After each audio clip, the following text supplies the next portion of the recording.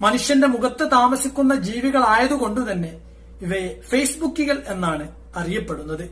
ഈ സൂക്ഷ്മ ജീവികൾ മനുഷ്യ പരിണാമത്തോടൊപ്പം തന്നെ കൂടെ കൂടിയവയാണ്.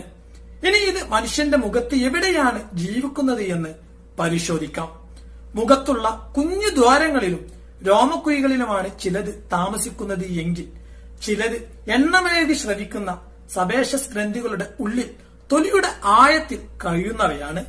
കവിൾ, പിരികം, മൂക്ക്, കൺപീലി, നെറ്റി എന്നിവിടങ്ങളിലാണ് ഇവയെ കൂട്ടമായി കാണപ്പെടുന്നത്. 18 വയസ്സ് കഴിഞ്ഞ മുഴുവൻ ആളുകളുടെ മുഖത്തും ഇവയെ കാണപ്പെടുന്നു.